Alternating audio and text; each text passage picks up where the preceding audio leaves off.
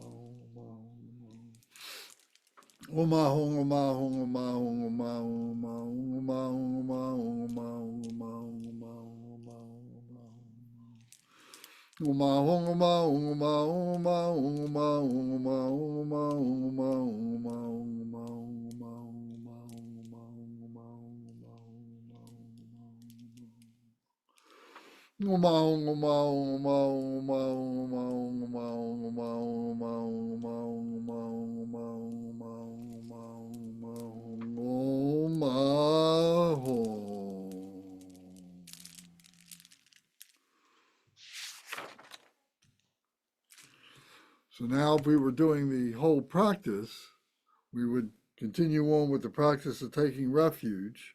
So we've gone over this a number of times. Right now we're focusing on the meaning of the Vajrasattva part. So we're going to skip over this. But when you're practicing, you would be practicing, you would do 3 or 21 prostrations. You would go through this whole part and do a few prostrations and then go on to the Vajrasattva part. So right now we're going to go right to the Vajrasattva part. So we go to page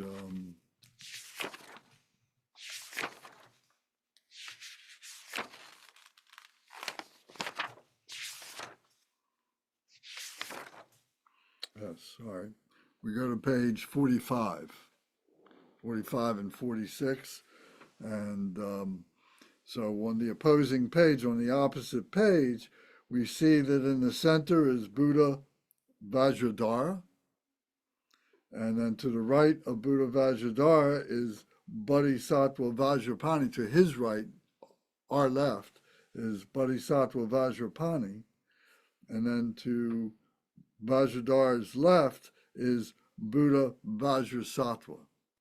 So we are visualizing Buddha Vajrasattva, but in the means to be able to develop our power, we visualize Bodhisattva Vajrapani, and then the Buddha Vajradhara is the root Lama, is the essence of the root Lama. So when we go back to page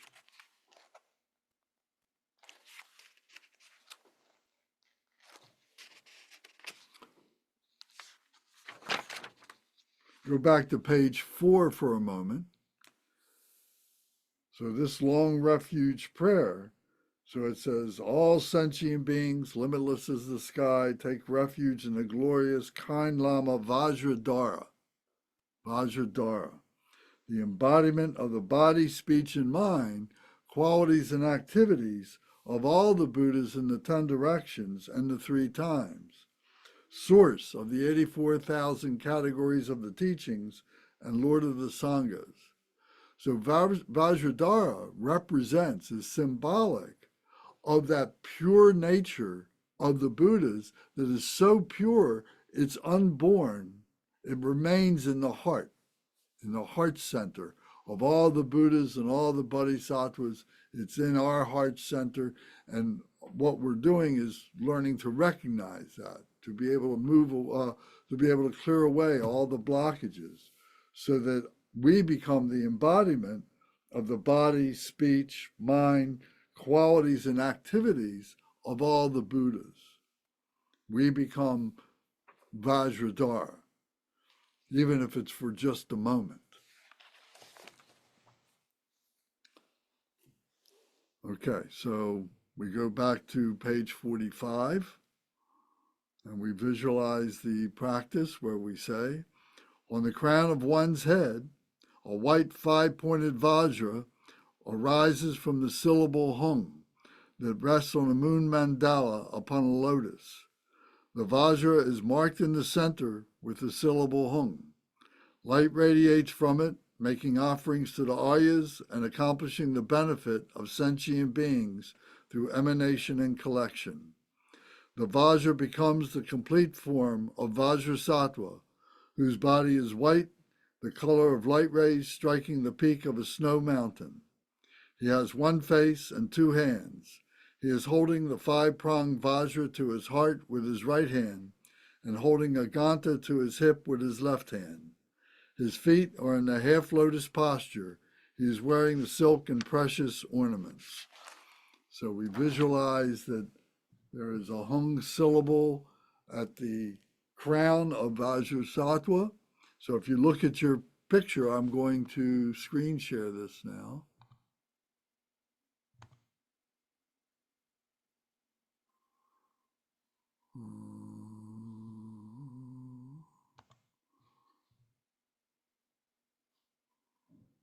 Just gotta move a couple things out of the way here.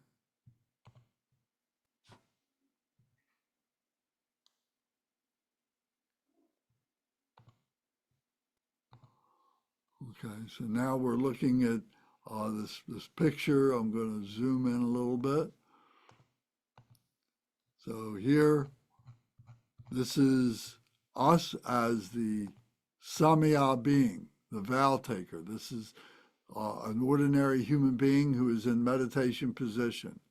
So on the crown of his head, up here, is a Vajra. Here is the lotus pedestal, and here is the moon disk, and it starts out as the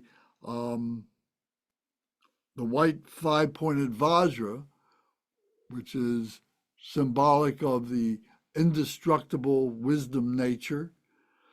And then this comes from the syllable hung.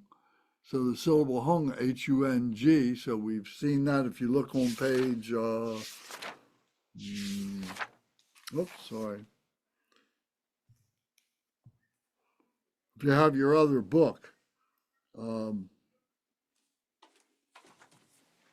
you have your other book handy, the one that is the Daily Practice Prayers and Guides.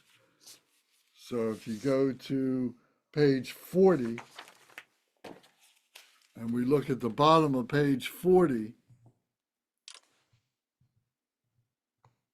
we got the three syllables Oma Hung, and I made a mistake with the Ah in the center. We'll talk about that another time.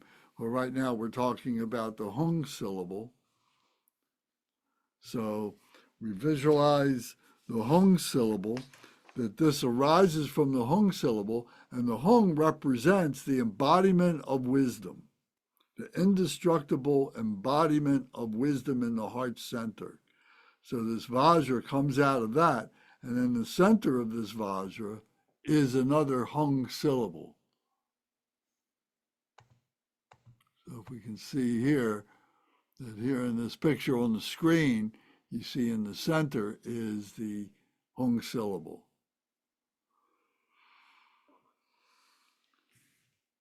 So light radiates from it, making offerings to the Ayas and accomplishing the benefit of sentient beings through emanation and collection. The Vajra becomes a complete form of Vajrasattva. So this Vajra here, so through the heart center, you see, this is going to all the Buddhas and Bodhisattvas on the left side of the image, the picture of Vajrasattva, and on this side here are all the ordinary beings, all your brothers and sisters of the Sangha and so on. And on the left side, as we face the picture, are the enlightened ones, the Buddhas and Bodhisattvas. So in the very center of the picture is Vajrasattva. So this Vajra becomes Vajrasattva. The Vajra becomes the complete form of Vajrasattva, whose body is white, the color of light rays striking the peak of a snow mountain. So it is very, very intense white, very, very brilliant white. He has one face and two hands, and he is holding the Ganta to his hip. So here he's got a white body. He's got one face. He's holding the Ganta. The Ganta is the bell. Ganta is the bell in Sanskrit. In Tibetan, it's called a dilbu. So here he's holding the bell. In his right hand, it says he's holding the five-pronged Vajra to his heart with his right hand. So we can see that here is the Vajra, and he's holding that at his heart center. And he's holding the bell at his hip, turned up like that. Okay. His feet are in the half lotus posture. So here you see that his left leg is drawn in, which represents the stability of the Dharma. And his right leg is extended out. So what this symbolizes is his readiness to spring forward, to come forward, to bring blessings, to bring purification to those who are supplicating Vajrasattva. So you see his right leg extended like this, and his big toe. So you see his big toe. So he's wearing all the silk and precious ornaments. So he's got the garments of a Sambhogagaya deity, a meditation deity. He's wearing silk and so on. He's got necklaces. He's got a headdress. He's got a tiara and so on his head. He's got ribbons. He's got earrings. All these are symbolic of aspects of the meditational deity. He's sitting on the lotus pedestal, and on that is the moon mandala, the white moon disk. He's sitting on that, which means compassion. The next page, it says, light emanates from Vajrasattva's 3 special places marked with the syllables Om Ah Hung, inviting the Jnanasattvas and the empowerment deities of the 5 families. So here, I'm just going to zoom out a little bit. So here's Om Ah Hung. Om Ah Hung. So Om is at the forehead or the crown, Ah is at the throat, and Hung is at the heart center. Om Ah Hung. So these 3 syllables are marking his 3 special places, which are inviting the Jnanasattvas and the empowerment deities of the 5 families. So these are the, let me go back to this. So these are the empowerment deities. So we're going to get to these in just a moment. So it says Za Hong Bam Ho. So right here,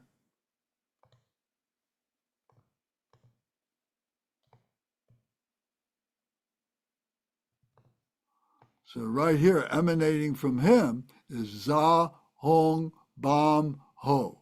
So these are the syllables that say in the text that is the hook, the rope, the chain, and the bell, the celebration, the rejoicing. So I just want to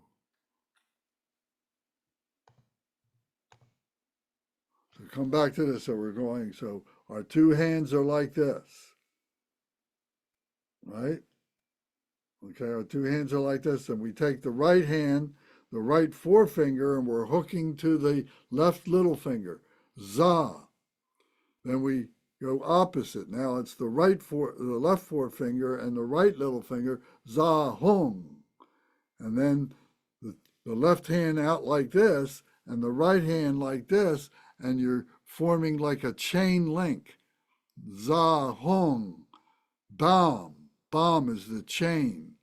And then ho is your left hand is out like this, and your right hand is knuckle to knuckle, and you're connecting your 2 forefingers and your 2 little fingers like this, and this symbolizes the bell. Ho, this is the celebration. This is the rejoicing. So za is the hooking. We're hooking to the deity. Za hong. Hong is we're tying ourselves up with the lasso to the deity. Za hong bam, we're chaining ourselves up. We're locking ourselves up with the deity. Za hong bam, and then ho, we're celebrating. Za hong bam ho.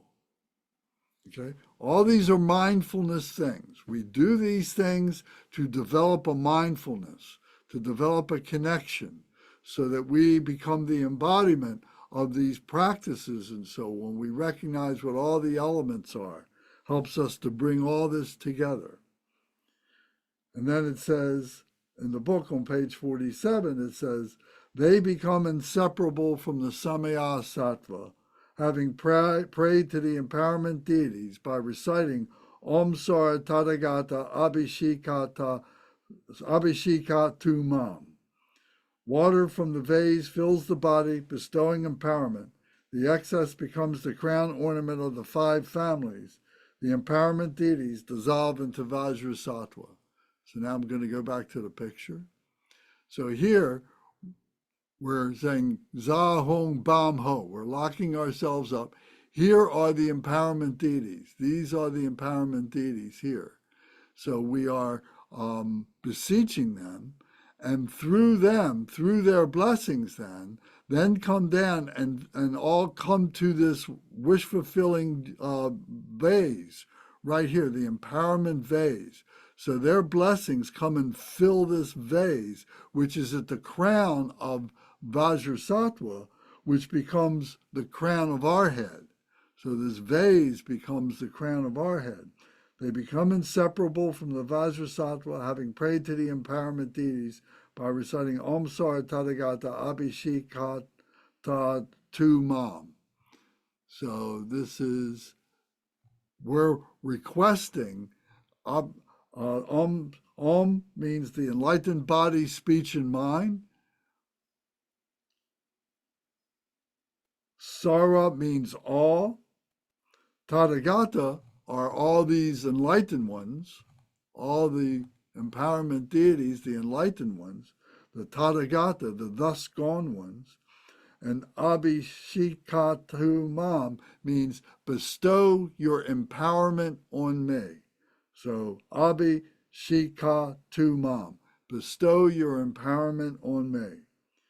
So water from the vase fills the body, bestowing empowerment, and the excess becomes the crown ornament of the 5 families, the empowerment deities of the dissolve into Vajrasattva. So all this comes in. So when we are with the Lama, or we were all together, then we would take a vase like this, which has blessing water in it, and we would take this and we would pour this into our left hand. This would pour into our left hand, and then we drink the blessing of this water, this empowerment water. We drink it and it comes into our body. But then the moisture that's left on the palm of your hand, you take and you put on the crown of your head. And that transforms into the crown of the 5 Buddha families. So like we see in the picture of Vajrasattva, that you become Vajrasattva. You're becoming Vajrasattva. You've drank the water. It's coming into your center. You're putting the water on the crown of your head. And so it becomes like this crown here. We see this crown of Vajrasattva here. So that becomes this crown. And there's 5 jewels on here.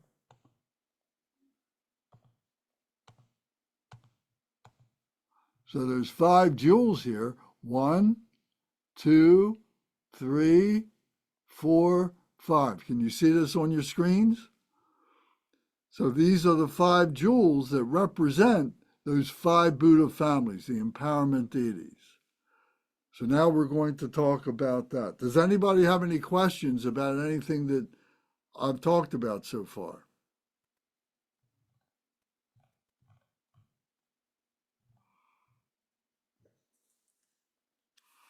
Okay, so then we're going to talk about these deities, these 5 Buddha families. So here is Samantabhadra. Samantabhadra is the primordial Buddha, so pure he's unborn. So Samantabhadra is naked and his consort is naked. He has a blue body and she has a white body. The blue body represents, is symbolic of his transcendent nature. And the white is symbolic of the purity of the display of his consort. So this is the primordial nature of all Buddhas, Bodhisattvas, all enlightened ones, and so on. So Vajradhara, we say, is the Sambhogaya, is the meditational aspect of this. So we'll get into that another time because I don't want to confuse you right now, but Samantabhadra and Vajradhara are the same essence of the Buddha nature that is within all the enlightened ones. We have within ourselves and we're uncovering. So for right now, that's important what we need to know. So now these 5 Buddha families. So as this displays, as this primal nature that is so pure it's unborn, begins to displays in what we say the enjoyment body, or the Sambhogaya. So these are indicative, these are symbolic of the five wisdoms that is the embodiment of Samantabhadra or Vajradhara.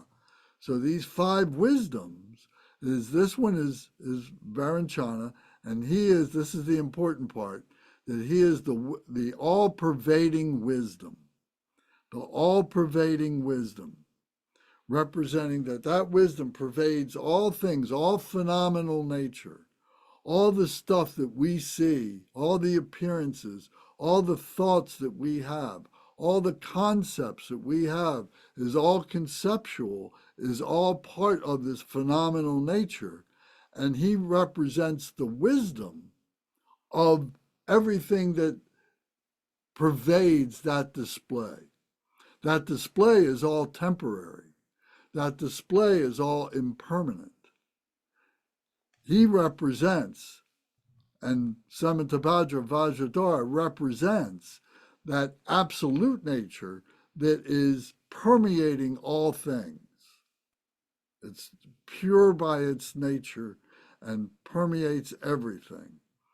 So his hands are in the teaching mudra. He's teaching this all-pervasive wisdom. This is what we're learning. This is all the Dharma teaching and so on, is what this represents. His consort, the female, is the mother of all the Buddhas, all the enlightened ones. The female is the mother of all this. She represents the wisdom. He represents the skillful means, or the method. She gives birth to that wisdom. She gives birth to all this phenomenal nature. And he is the actor who is actualizing all this wisdom. So each one of these Buddhas, and all this is within ourselves. So we're being empowered, we're requesting empowerment of this wisdom, of all-pervading wisdom. We're requesting this. So this comes through the Om, body, speech, and mind, and comes through from his heart, from her heart, which is together, and comes down, and that feeds into this wish-fulfilling vase that is on the crown of the head of Vajrasattva, which becomes our head.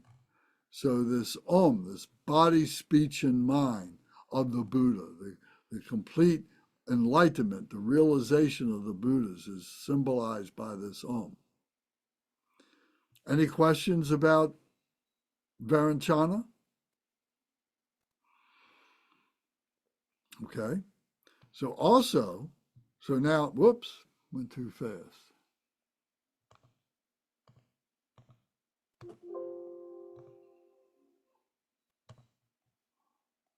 So now over here, now is the next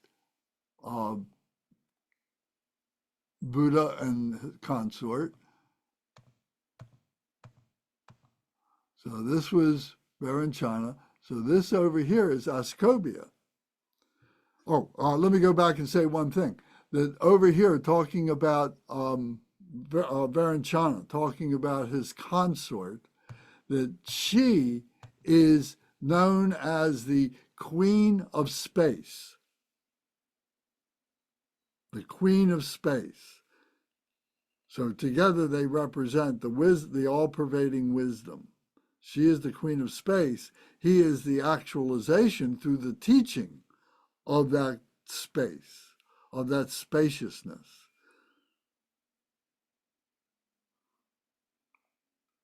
Okay, so then next over here to his right is Ascobia,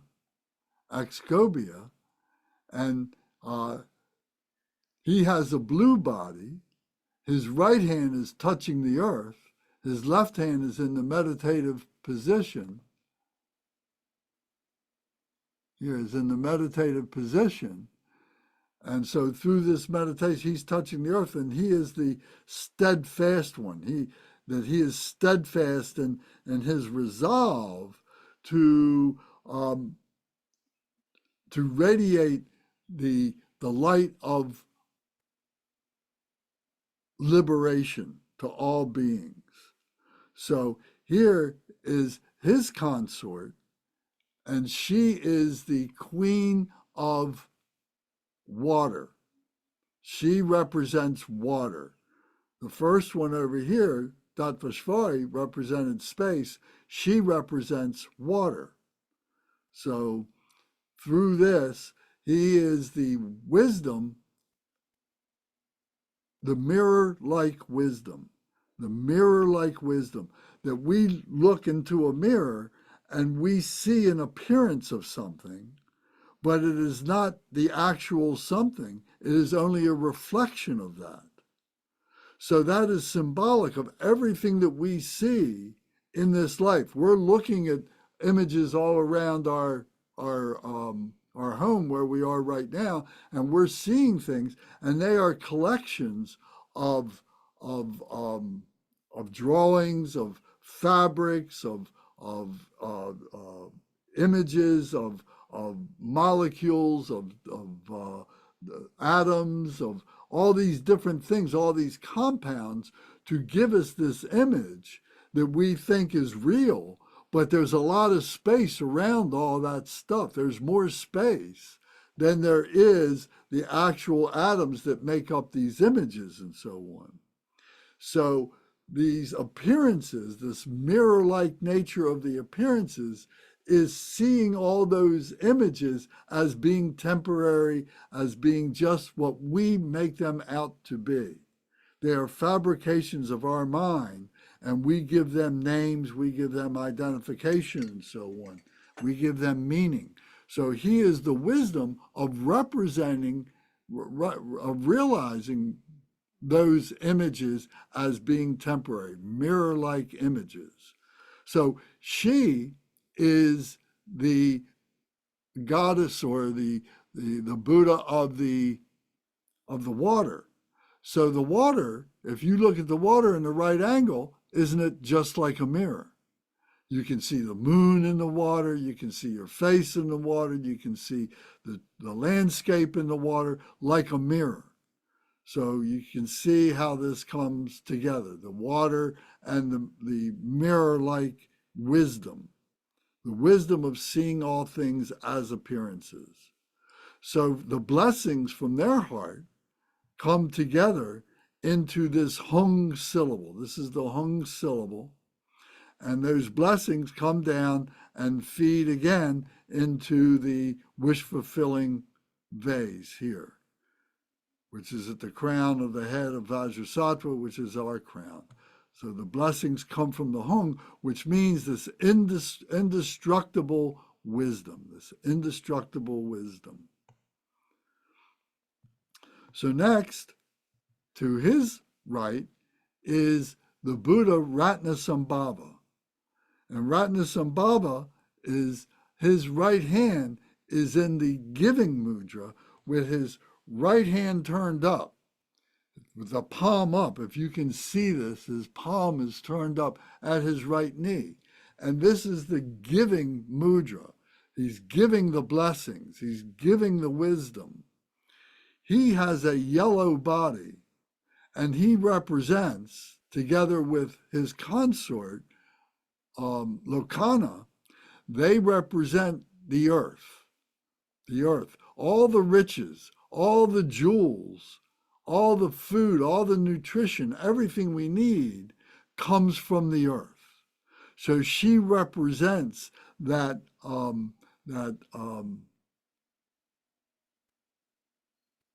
increasing, those enrichments that allow us to grow, allow us to have nourishment, to be able to grow, to be able to give. Together they represent the wisdom, the wisdom of equality, the wisdom of equanimity, that all things are equal. All things are equal. when we look here on the earth and we are so myopic, all we see is right in front of us, and everything looks different. Animals look different. There's a different there's a whole hierarchy of animals. There's a whole hierarchy of humans. There's a whole hierarchy of insects and so on. Everything looks like there's this hierarchy of things. But if we were out on the solar system and we were able to look back onto the planet Earth, it would all seem to be equal. Everything is equal there from that point of view. But when we get down closer and closer and closer, we begin to see differentiations and so on. But the point is that everything is equal in its essence. Everything is the same. Everything is the earth that his consort, Lokana, represents. That this all comes from the earth and is all equal. So, and he is offering this through his right hand being turned up like this. His left hand is in the meditative position. And so through that, he is a meditational deity. That it's through the meditation that we recognize these things, that we stabilize these things. These are our transcendent nature. This is what we're trying to get to, is our transcendent nature. And these 5 empowerment deities are characterizations, are symbols of that transcendent nature. So their wisdom, which emanates as blessings, comes into the syllable tram, T-R-A-M. And this tram then gets filled and like water and comes down and fills up, comes to the empowerment vase, to this wish-fulfilling vase, that is on the crown of Vajrasattva. So the blessings of Ratnasambhava and his consort are filling this up. He has a yellow body, so the yellow color represents the earth. Any questions or comments while we're going along here?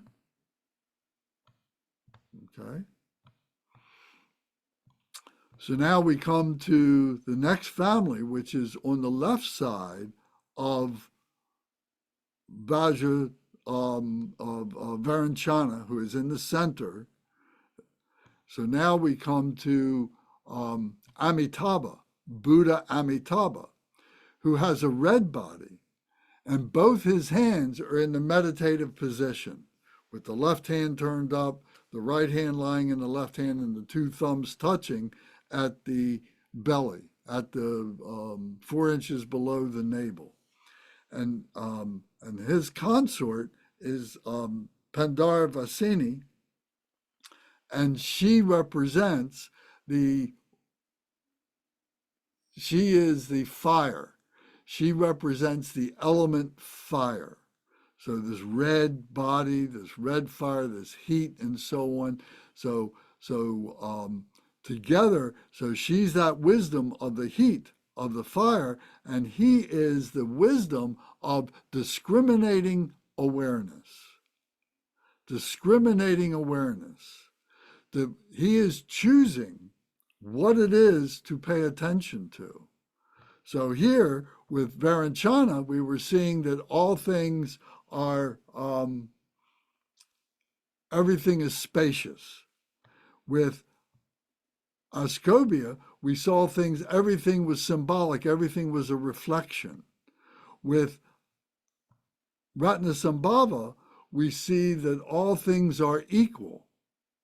So now with Amitabha, we see that we have the ability to be able to focus on this, that, or the other thing, and put aside something else that is not necessary in which to look at right now.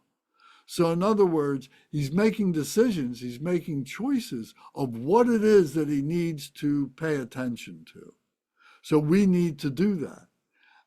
Within our meditations, within our contemplations, what are we going to pay attention to?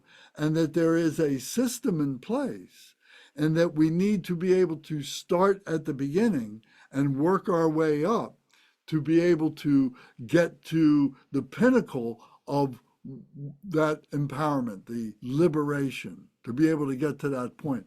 But it comes in stages. So we need to have the wisdom of discriminating awareness to know what that is, to recognize everything around us for what it is, to be able to see the awareness that all this is actually space, and we create these images in our brain. Our brain processes all these things, and we have agreement that we're calling this a table, we're calling this a laptop screen or whatever, and so on. So these are all discriminating awareness. So through their togetherness, through their interaction, through her fire, that feeds the digestion. The way in which we are able to have our energy is through the heat that is produced through our digestion. So all this Dharma is like food to us, And through the fire of her burning this, of being able to use this, to energize this, we are able to manifest this wisdom of discriminating awareness. He is the actor of this fire. So this fire manifests into this Shri syllable, the Shri syllable, which is the primal cause. Our primal cause is to be able to recognize this, process this, and share this, to give this to all beings. So through this Shri, being the blessings come from the hearts of Amitabha and Pandar Vasini, and then come down and then charge up the wish-fulfilling vase. So we're getting energy, we're getting blessings that are coming into this empowerment blessing vase here through the Shri syllable. So then the next family is the family of Amagog City. So Amagog City has a green body, and his right hand is in the mudra of protection. It's up with the palm facing outward like this, is protection. Through the Dharma, through enlightenment, through the liberation, we become the embodiment of that, and that becomes our protection. The meditation becomes our protection. His left hand is in the meditative equipoise, is in the meditative position.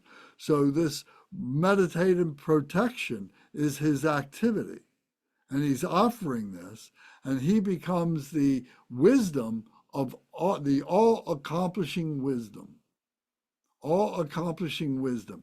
Everything is here already. Everything is in our midst that we have. All this power is manifest from this absolute nature that is displaying itself in this phenomenal nature, and we can accomplish anything and everything that we need to, that we want to. And it's a matter of using our discriminating wisdom from Amitabha that directs us to what it is that we need to accomplish.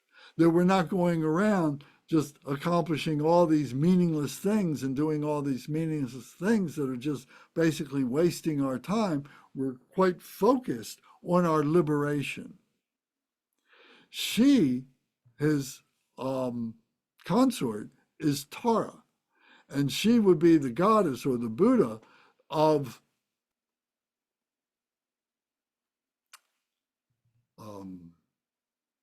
air, of the wind, of the air, of the wind, of movement, that this movement of the air, the wind, allows this all-accomplishing wisdom to manifest in any direction at any time.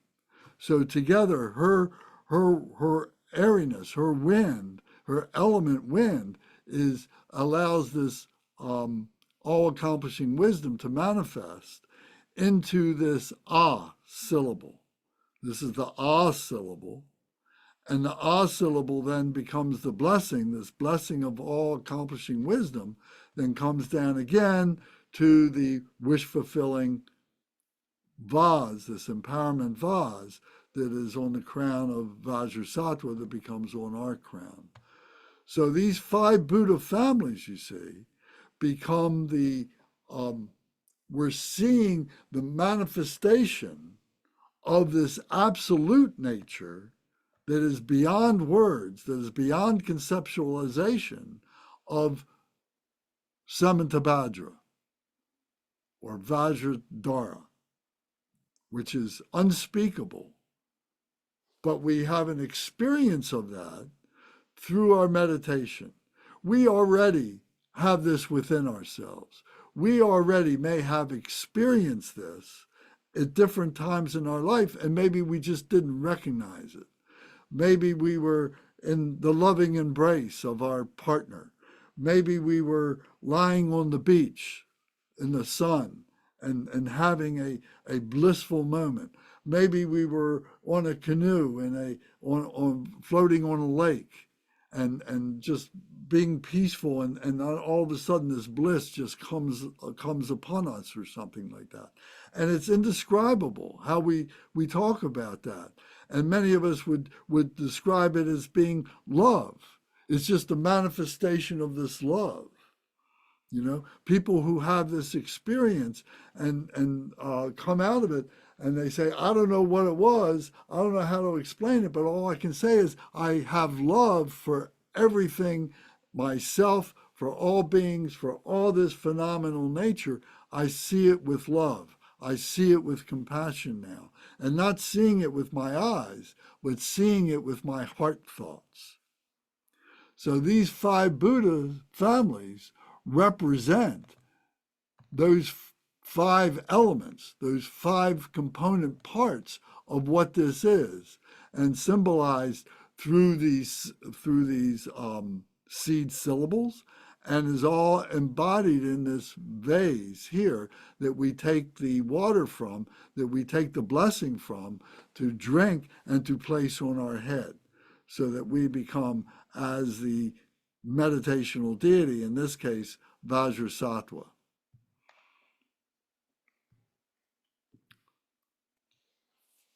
Any questions or comments about any of this?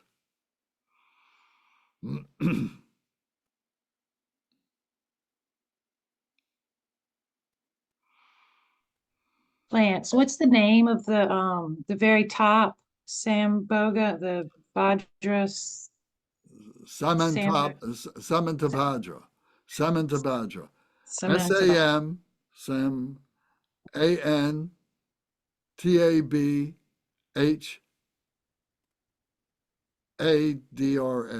Samantabhadra. Okay, got it. Samantabhadra. And you can Google that.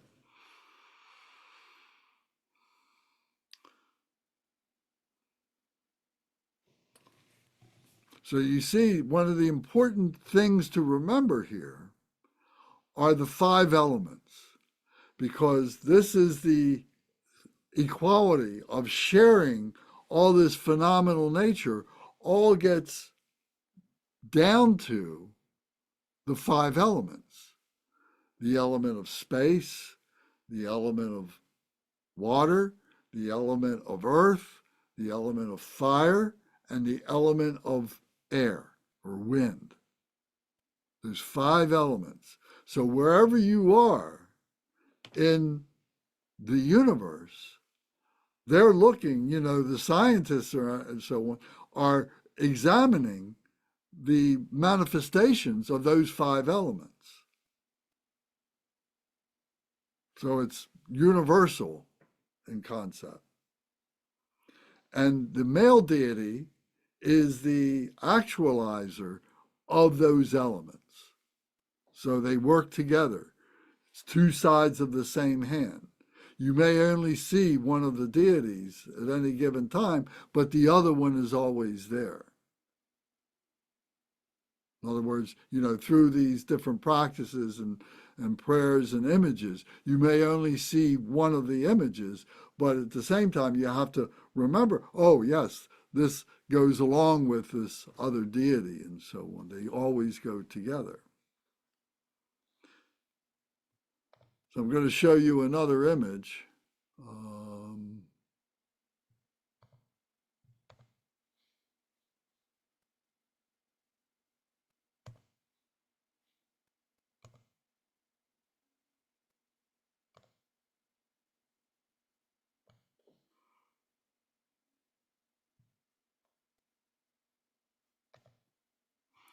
So now here is an image of the 5 Buddha families, or the 5 Buddhas. So the 5 male Buddhas.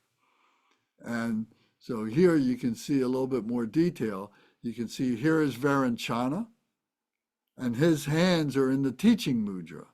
And he has a white body, and he sits in this linear form like this. He sits in the center. And to his right is Ascobia. And Ascobia, his palm is downward on his knee, and his fingers are touching the earth. And he's saying, here I am steadfast. So Vajrayana was all-pervading wisdom. Ascobia is mirror-like wisdom, seeing all things as appearances. And then over to the right of Ascobia is Ratnasambhava, whose hand is turned upwards and giving, and his body is yellow in color, representing the earth. Ascobia was representing the water. Representing the earth is Ratnasambhava. Ratna means jewel, so the jewels of the earth.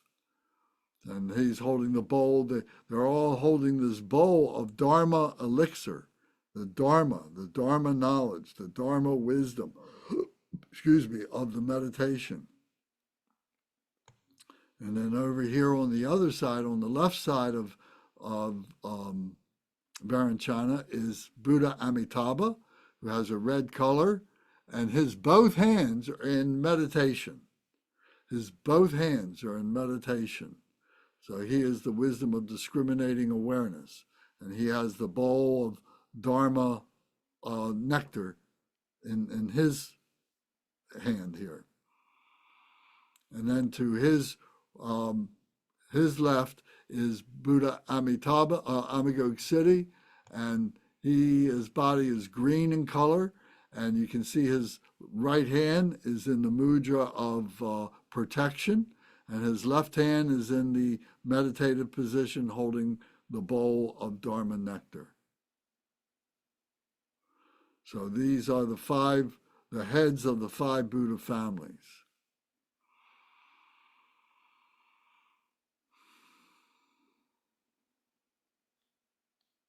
So all this is within ourselves.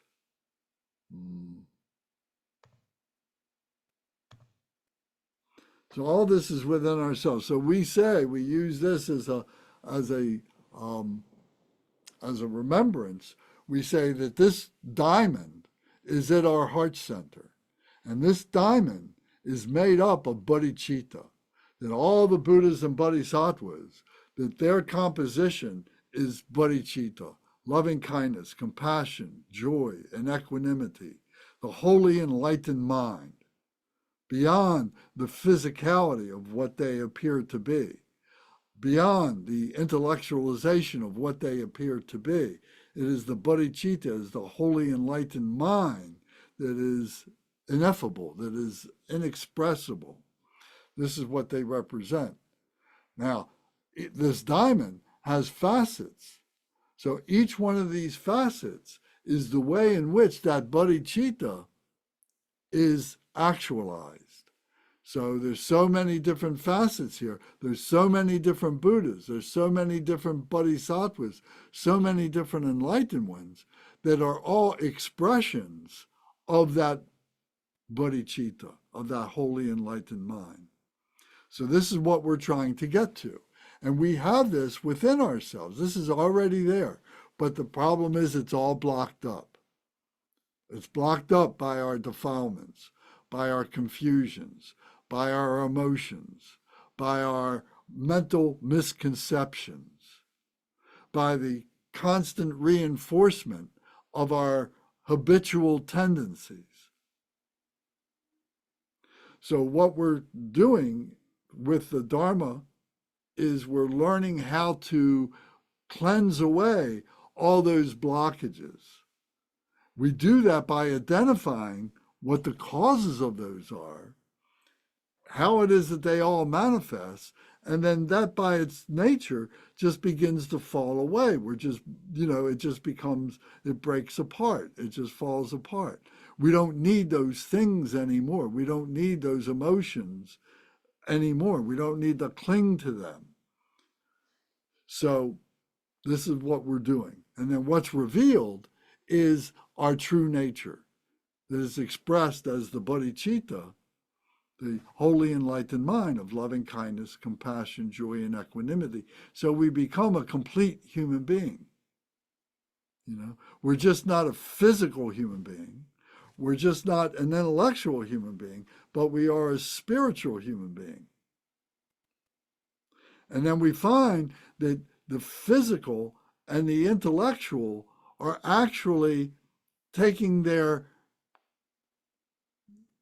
commands, if you will, from the spirit. If we're spirit, we're spiritually weak, then our physicality and our intellectualism is quite weak.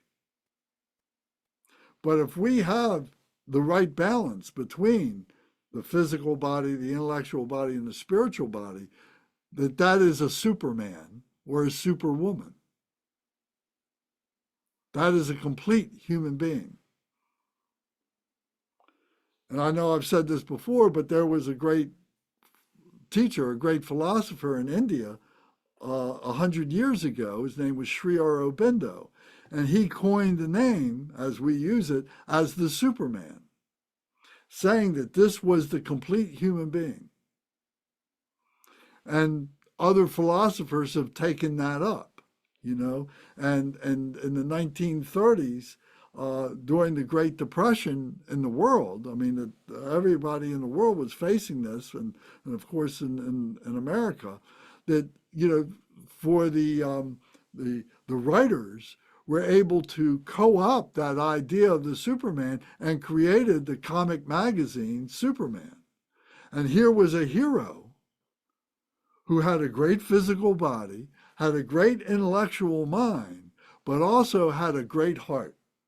And if you look through all the different magazines, all the different comic books, all the different television episodes, and even the latest movies, I can't say the latest movies because I haven't seen the one or two latest ones, but up to the Man of Steel, Superman never drew blood. Superman would do whatever he needed to do to subdue the evildoer, but he never killed anybody. And that shows his spirituality, in being able to harness, the energy of the world that is aberrant and ill-conceived and so on.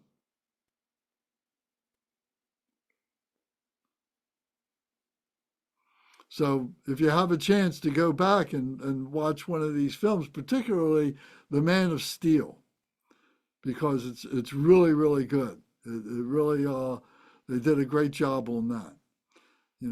Some of the fight scenes kind of go on a little bit too much for my taste, but nevertheless, it really is a great story. You can recognize all these different elements. You can recognize the early part where Superman is on the planet of Krypton, and his parents are preparing him to go to some other place that they don't know, but what Krypton was, and so on. So it's a very interesting story, and all these are allegories, and it's some of the great stuff that human beings can do, we are capable of doing great things. We are capable of being able to reflect or to be able to express that absolute pure nature that we have within ourselves through our storytelling, through our work and so on, through the deeds that we do.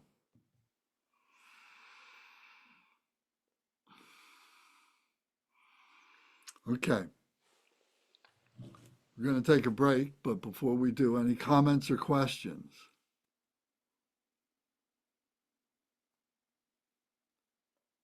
Lance, you say Man of Steel. I've seen, you and I grew up on George Reeves being Superman, but I don't know if that are you. Who are you? Which one are you referring to?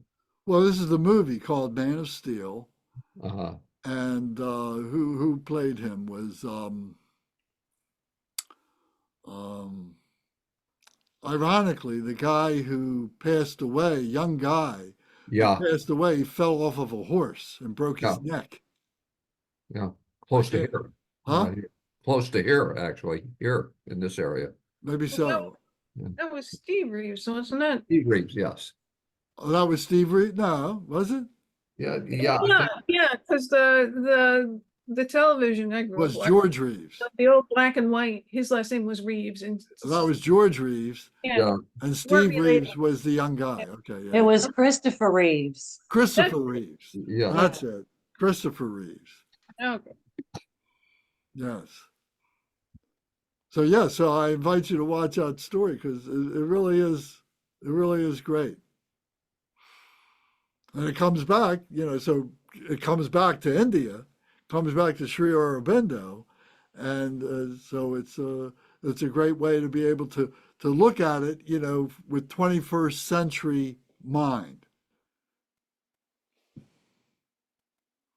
And that's what, we've been trying to do in these sessions is to make this all relative to our experience in the 21st century.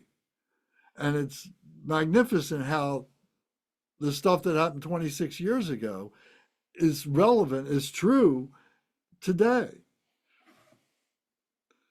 And to be able to recognize it that way, to see that. The psychology that was being used, the science that was being used, the physics that was being discussed, and so on. They weren't using those words, but yet the concepts were there. But all this is just the manifestation of something that, we can't really express. We can experience it. We become the space. We become the water. We become the earth. We become the fire, and we become the air. We are all those things. To recognize that within ourselves, recognize our fire, recognize our wind, recognize our earth, recognize our water, our blood, what these things do, how it all fits together, both on a intellectual plane, but also on a spiritual plane. And this is what we meditate for. This is how we get to know these things. I'm going to meditate on my wateriness.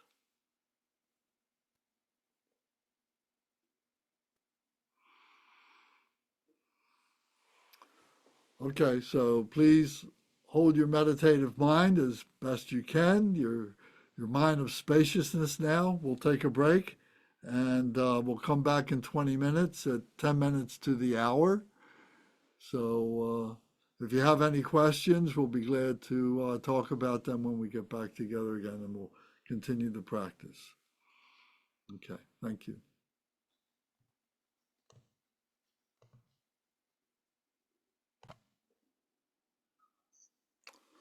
Okay, thank you all for coming back. Thank everybody on YouTube. If you're following this, if you have any questions, anybody, just write us a message at buddhapracticestudy@gmail.com. We'll be glad to answer whatever we can for you. Jane, Gary, Debbie, do you have any comments or questions about anything that we've talked about so far? No, but it's a great explanation. You're always pulling up things I don't know about. So I'm taking my notes. Well, good. Thank you very much. Okay, so now we've got a visualization of ourselves, Vajrasattva on the crown of our head, the empowerment deities all coming in. We've taken the empowerment Amrita, the Dutsi, from the vase. We took that and we drank that. We put it on the crown of our head. So now we're visualizing, we're building this visualization for ourselves that we are Vajrasattva, becoming Vajrasattva. So now we're making offerings to the Buddhas and the Bodhisattvas who are the guests in our hearts, in our heart center. So remember, we used the example of the diamond, and so this represents all those Buddhas and Bodhisattvas that are in our heart center, but as of yet, it's not stable, so it's like they're guests. So as guests come into our lives, into our home, we make offerings to them. And last time we went over, what this was, but just to refresh our memories really quick, we did drinking water was argam. So this is a pitcher of water. We're making offering of washing water. This is padyam. So we're scooping water up from a bowl to wash our feet, face, and hands. And then we're offering food, we're offering flowers, which puts a smile on our face. So this is pushpam. So this is the flowers opening. And then we're offering incense to ward off any negativity, any confusion, any evildoers, or anything like that. This is incense. So this is the incense, dupam. And then we're offering alokam, which is light, which is like dispels the darkness of ignorance. So this is like a candle or a butter lamp, and our thumbs are like the flame of that light. There's a butter lamp. Debbie is showing you a butter lamp. So then next is Gandhe. Gandhe is scented water or perfume. So our fingers and thumb like this would be the bottle, and then our fingers up like this would be the aroma. And we put that on, and it evaporates very quickly and cools us, makes us feel comfortable. So that would be argam. So alokam was the light, and then Gandhe would be the perfume, and then the next would be nuiteya, would be food, that we're gathering all the food from the land and everything, and we're making offerings of that, and this is nuiteya. So we're offering food to our guests. And then finally, we're offering music to our guests, so we're playing a drum. If you have bells or you have horns or you have drums, then we would be playing those instruments along with playing the drum like this. So it's symbolic. So it's as if a guest is coming to your home from across many, many, many acres in India, hundreds of 1,000 years ago. So in the same way as we're greeting a guest into our home and offering these things, we're offering these to the guests that are the Buddhas and Bodhisattvas in our heart center. So it's a mindfulness practice. So creating this mindfulness of Vajrasattva. So the mantra on page 49 says, Om Vajrasattva Sapariwara Argam Pratitsa Soha. So Om is the body, speech, and mind, is the enlightened body, speech, and mind of the deity. In this case, the deity is Vajrasattva. Vajra means the indestructible, and Sattva means a holy being. So the indestructible holy being is Vajrasattva, the enlightened body, speech, and mind of the indestructible holy being, which is Om Vajrasattva. Then sapariwara means and your retinue. And the retinue means all the associated Dharma protectors, all the associated bodhisattvas, all the associated dakinis, and so on, that has helped us to become Vajrasattva, has helped Vajrasattva to manifest.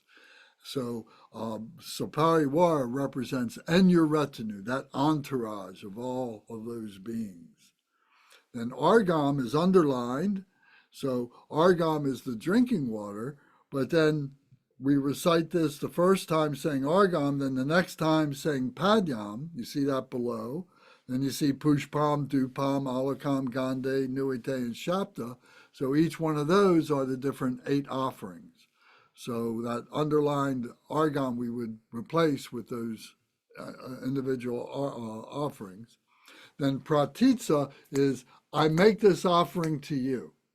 So we're taking our left hand and it's facing our heart, and then we're taking our right hand and the knuckles like this, so the right hand is outside the left hand, and we're snapping our fingers as I remembers that we're making this offering. Here it is. It's no longer mine. I'm giving it to you.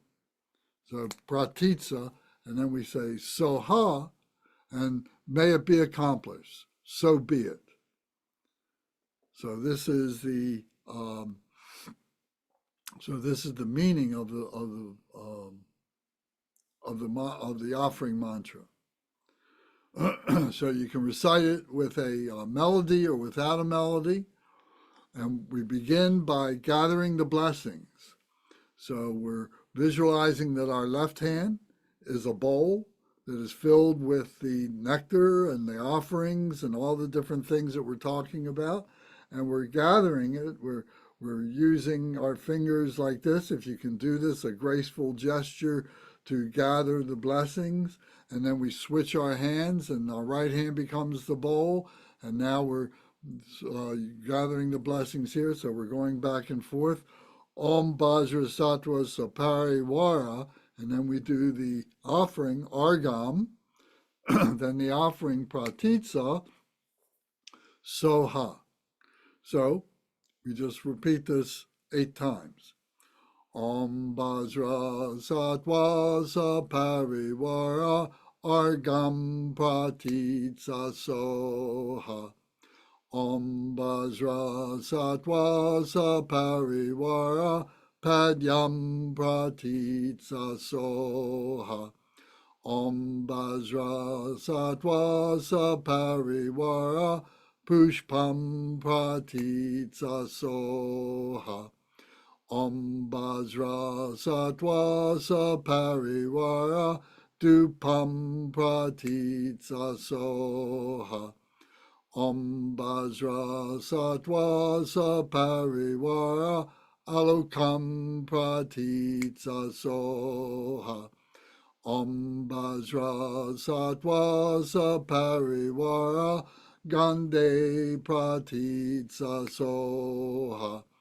Om Vajrasattva Sapariwara Nuitea Pratitsa Soha.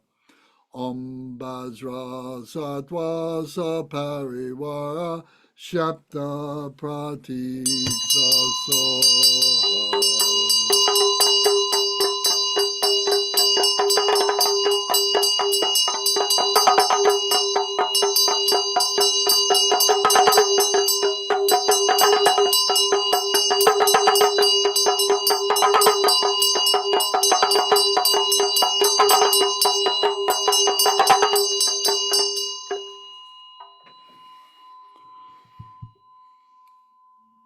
Okay, so those are the offerings. So now we recite the praise. So the praise is Vajrasattva, the holy enlightened being, Mahasattva, the great holy being. Maha means great, and Sattva means the holy being, the great holy being. Vajra, indestructible, embodiment of all the Tathagatas. Embodiment of all the Tathagatas. If you know one Buddha, You know all the Buddhas. You know the essence. You know the bodhicitta of all the Buddhas. Their activities are different, but it's the bodhicitta that is important, the holy enlightened mind of the Buddhas, of the thus gone ones, the Tathagatas. And it says, indestructible, the primordial Samantabhadra. So there's Samantabhadra we talked about before. Okay, so the primordial Buddha, Samantabhadra. I prostrate to Vajrapani. I prostrate to Vajrapani. So this I didn't mention too much last time, but if we go back to the picture,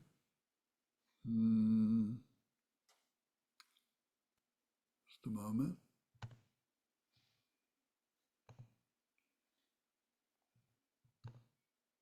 Okay, so if we go back to the picture,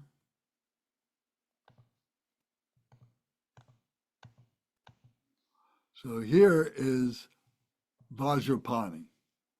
So Vajrapani is, we're remembering Vajrapani because he is the power, he is the Dharma power. He is a bodhisattva who, through us as a human being, becoming a bodhisattva, through the power of doing these practices of developing the Dharma within ourselves, we become Vajrapani. So it's through that, through our becoming Vajrapani, through that power, that we manifest all this happening. Well, I got this. Here are the offerings that we talked about, and this is the mantra of the offerings. Sar Tathagata Abhishekata, excuse me, Om Vajrasattva Saparivar Argam Pratitsa Soha. So these are the offerings here.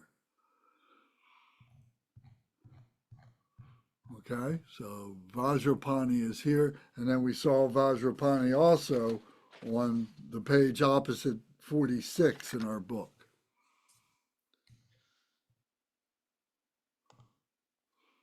Okay, so now going back to the text, it was the primordial Samantabhadra, I prostrate to Vajrapani.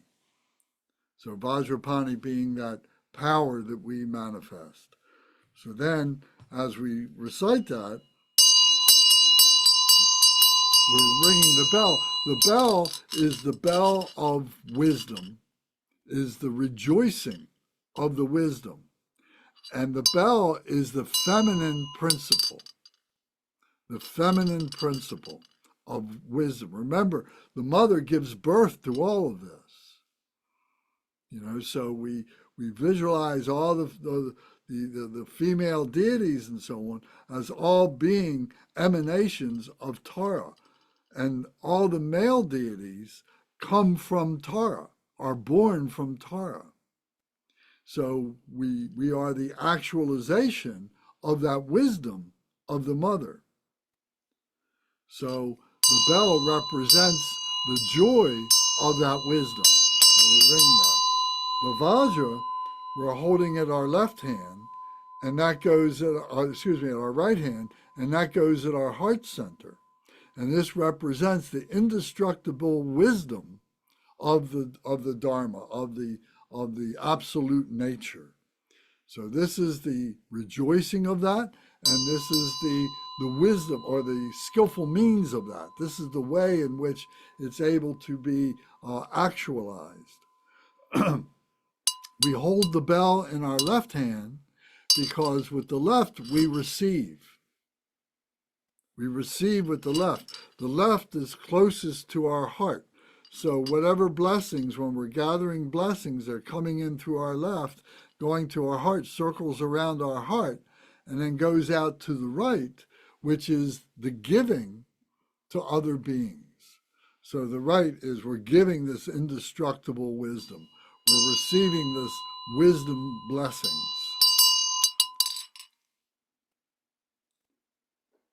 So then we're reciting Vajrasattva, Mahasattva, Vajra, embodiment of all the Tathagatas, Vajra, the primordial Samantabhadra, I prostrate to Vajrapani. And then we recite it in the Tibetan. It says, Dorje Sempa Sempa She, Dorje Deshin Sekpa Kun, Dorje Dangpo Kun Du Zang, Chak Chao Chana Dorje La O. So if you have the bell, you ring the bell. If you don't have the bell and you want to play the drum, you can do that, or you can visualize that you have that. But you're praising that which is within you. You're praising your recognition of this now, that you are going through a transformation of becoming the deity. So now page 50, it says, envision in the heart a moon mandala, above which is the syllable hung, surrounded by the 100-syllable mantra circling to the right. So going back to our picture, so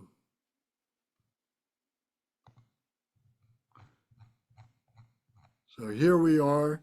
So it says envision in the heart. Whoops.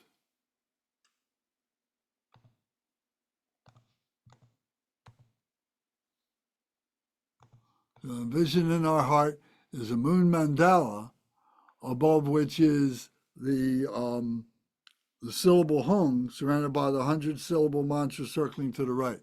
So here is like the moon mandala, this lotus pedestal with the moon disc on it, here at our heart, and here is the hung syllable at our heart, so we have to visualize that.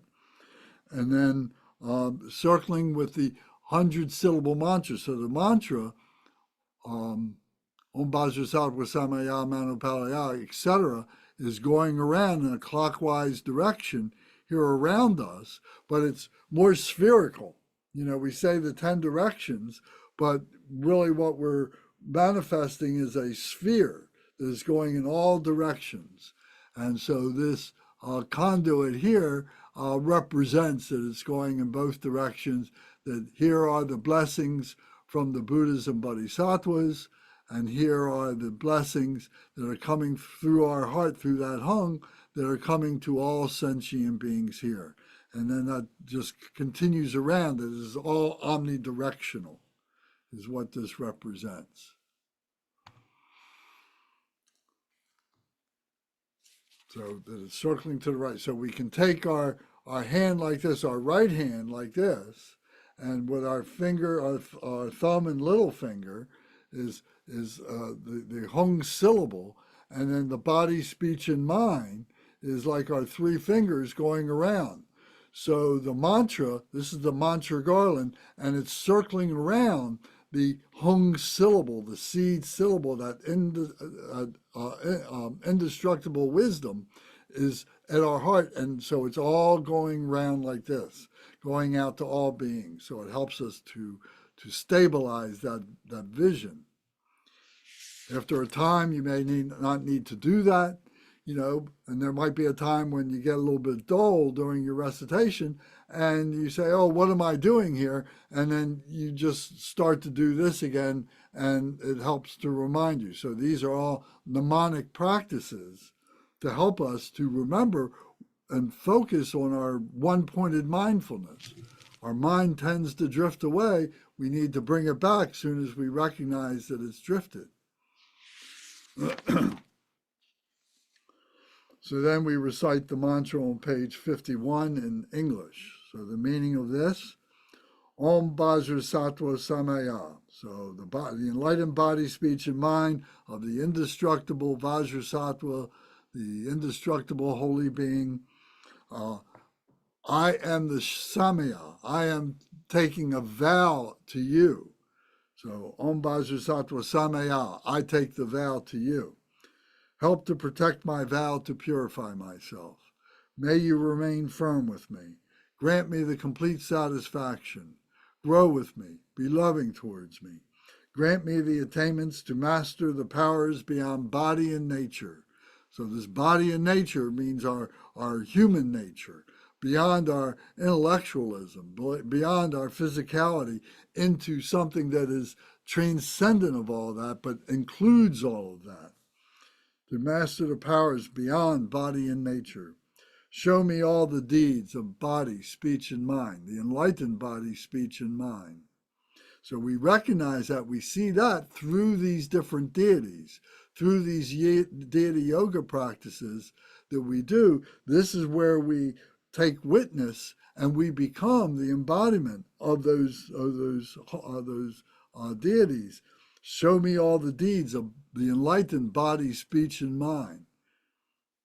Make my mind heart good, virtuous, and auspicious. So my mind heart, this is my mind heart. This is my brain mind. My brain mind. This is my brain heart. Or it's my heart brain.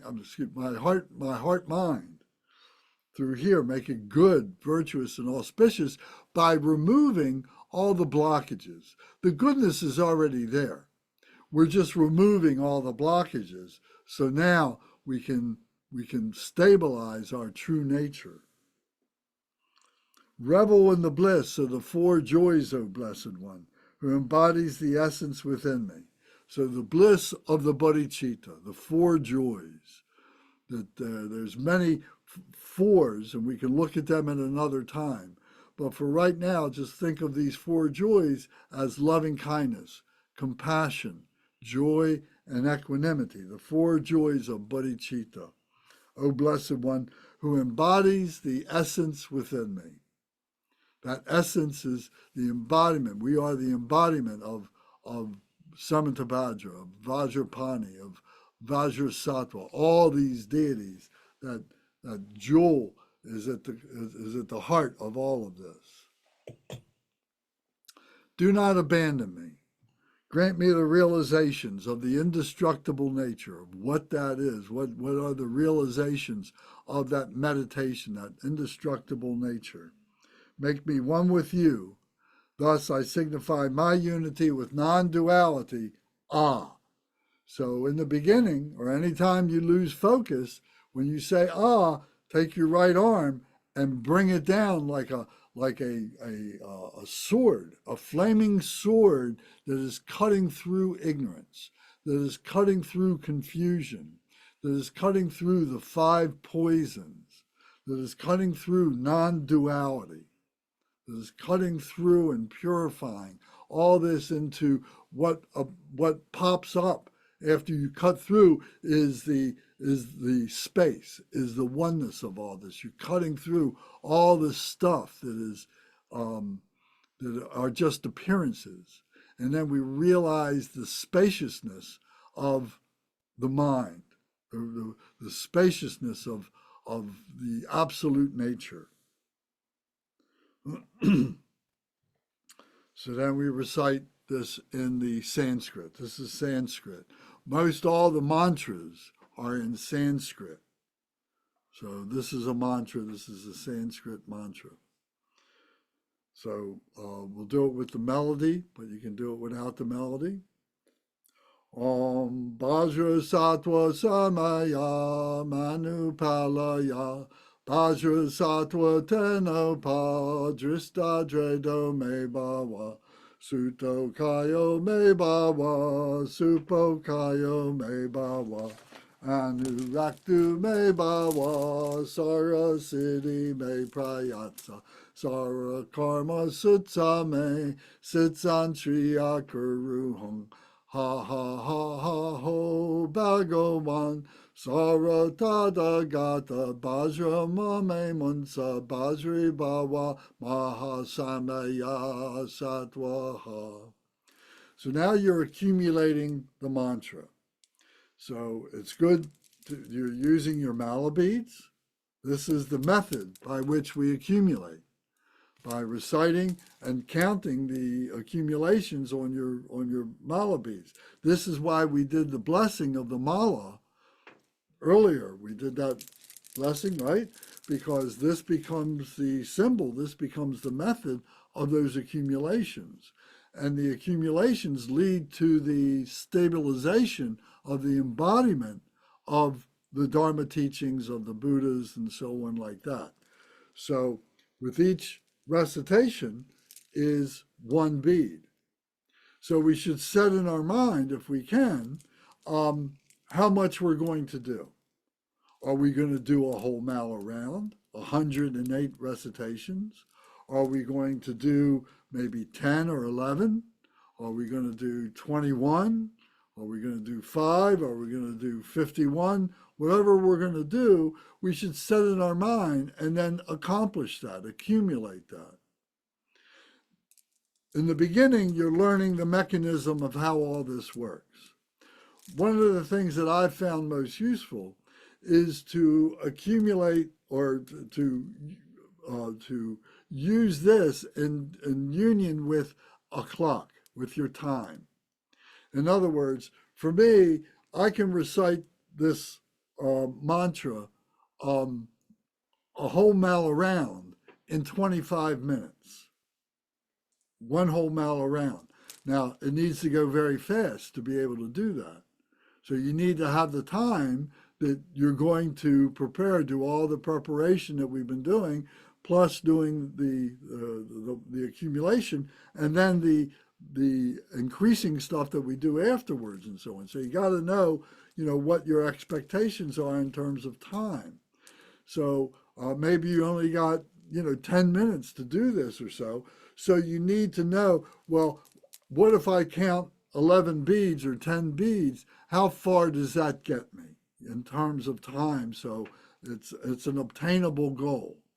It's good to have a goal, and it's good to obtain the goal, not to have a goal and then say, oh, I'm done, I can't do any more. So you got to build up, your stamina to be able to do this and so on. And it gives you a sense of completion by able to do that, a sense of accumulation.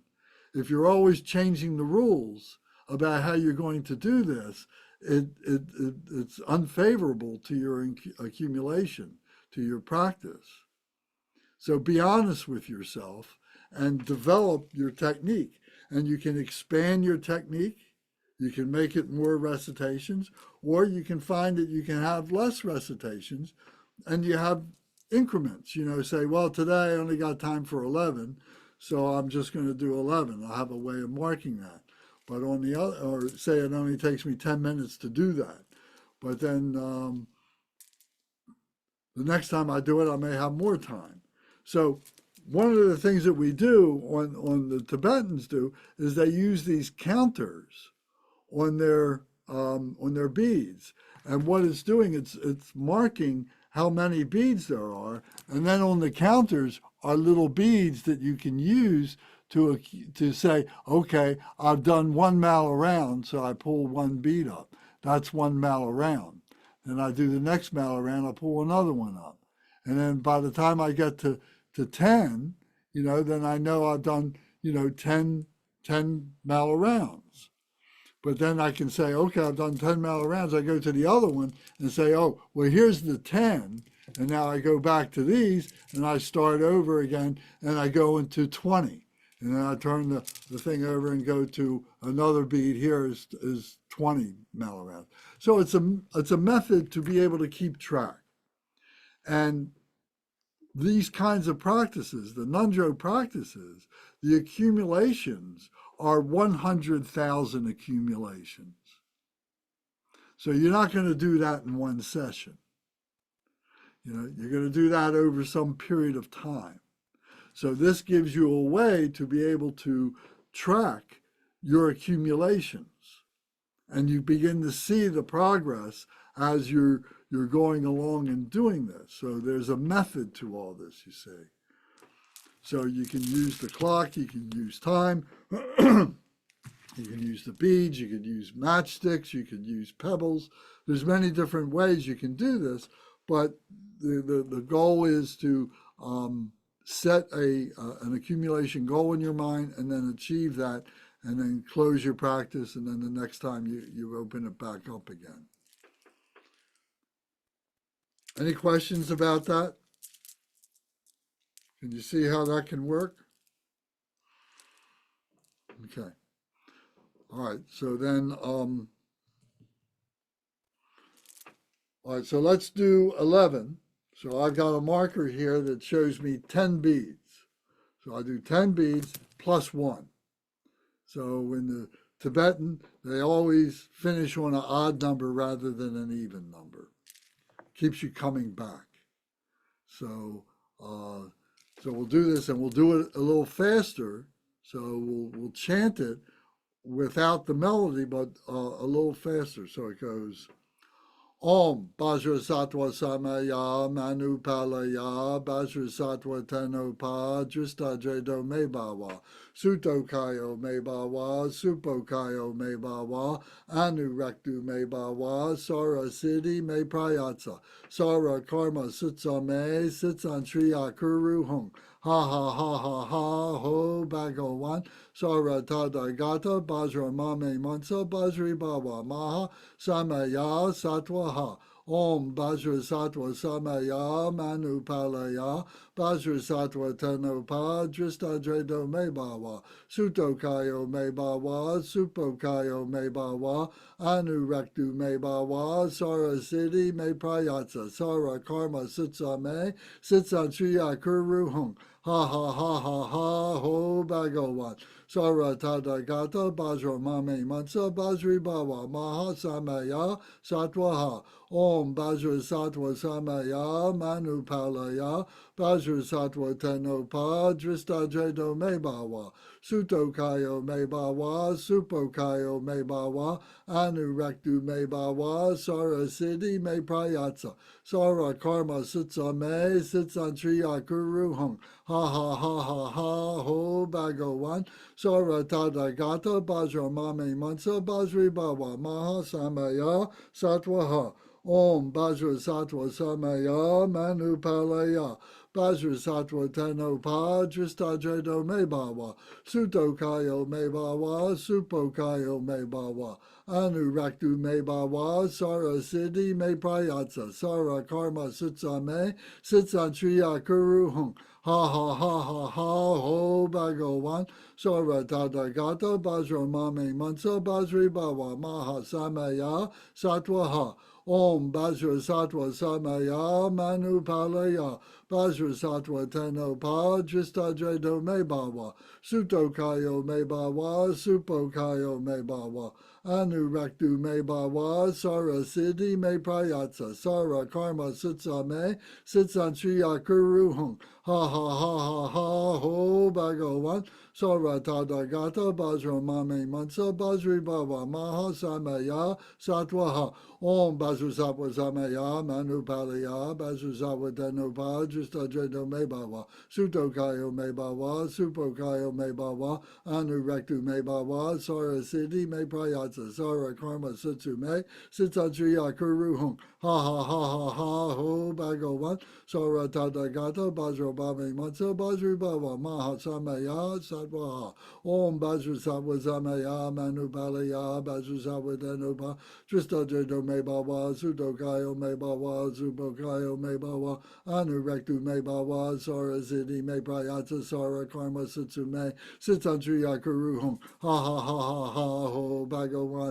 Sara Tadagata Bajra Mame Mansa Bajri Bawa Maha Samaya Sattva Ha Om Vajrasattva Samaya Manu Palaya Vajrasattva Tenopa Dristadredo Mebawa Sutokayo Mebawa Supokayo Mebawa Anuraktu Mebawa Sara Siddhi Me Prayatsa Sara Karma Sitsa Me Sitsan Triya Kuru Hung Ha ha ha ha ha ho Bhagawan Sara Tadagata Bajra Mame Mansa Bajri Bawa Maha Samaya Sattva Ha Om Vajrasattva Samaya Manu Palaya Vajrasattva Tenopa Dristadredo Mebawa Sutokayo Mebawa Supokayo Mebawa Anuraktu Mebawa Sara Siddhi Me Prayatsa Sara Karma Sitsu Me Sitsan Triya Kuru Hung Ha ha ha ha ha ho Bhagawan Sara Tadagata Bajra Mame Mansa Bajri Bawa Maha Samaya Sattva Ha Om Vajrasattva Samaya Manu Palaya Vajrasattva Tenopa Dristadredo Mebawa Sutokayo Mebawa Supokayo Mebawa Anuraktu Mebawa Sara Siddhi Me Prayatsa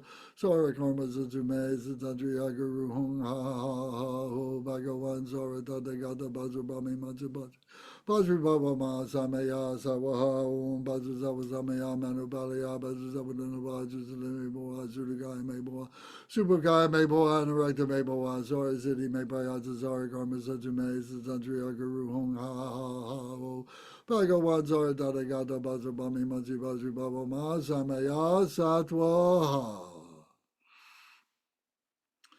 So now you recite the mantra like bees buzzing around a beehive. Bzzz, Om Vajrasattva Zamaya Manubalaya Vajrasattva. And then if you in a group, and you can do it as a group together, you see how powerful that is. And being able to do that. You recite each syllable clearly and distinctly, but as quickly as you can to make your accumulations. You can do it very deliberately, very slowly in the beginning. Om Vajrasattva Samaya Manupalaya, and so you're getting, to memorize the melody, the order, and so on like that. But then you get steadily, you can increase it, the speed, so that you can accumulate more in a given time and so on. The most important thing is being able to understand the meaning of what it is that you're doing. If you give up the meaning for the sake of doing it very quickly, then you've lost the point. It's better to do it one time with the meaning completely stable rather than doing it 100 times where there's no meaning at all. So keeping that in mind is very important. The other thing is that there's four ways, I forget how you call it, four ways to chant. You don't want to do it too fast. You don't want to do it too slow. You don't want to do it too soft. You don't want to do it too loud. So you're going, you're doing it in an out loud voice. You should do it in an out loud voice. And particularly in the beginning of your session. And you're doing it where you can hear the syllables. Some people you'll hear, they'll go, and it's indistinguishable. And I don't think, I can't concentrate on what the meaning is, and I don't know whether they can or not. But you can do it as fast as you can, but long as you can maintain the meaning. That's the important thing. So you don't want to do it too fast. You don't want to do it too slow. Om, Vajra, and your mind's drifting. After a period of time, you're able to recite this without being mindful of it. You have other thoughts. You want to when you realize that, you want to bring your mind back to the meaning of the mantra. So in other words, you can do two things at the same time. You can be chanting, but your mind's drifting, thinking about, I got to call somebody when I get done this, or mundane things or something. So you got to say, my mind drifted. I just need to gently bring it back. You don't punish yourself or anything like that. You just bring it back, to the mindfulness. So if it means speeding it up, if it means slowing it down, you do that. You don't want to whisper it. You don't want to do it too soft, because when you whisper it, you're not getting a vibration. When you do it powerfully, when you do it loudly, when you do it out loud, and it doesn't have to be really more than your normal talking voice, but you're setting up a vibration. Om Vajrasattva Samaya Manupalaya Vajrasattva Dhanupa. When you do it like that, can you feel your body resonating? Can you feel your body actually vibrating? So you want to do it loud enough that you can start that vibration and maintain that vibration. That's an important feature. You don't have to yell it. Om Vajrasattva, you don't have to do that. But you got to do it to go, Om Vajrasattva Samaya Manupalaya, and you can feel the vibration.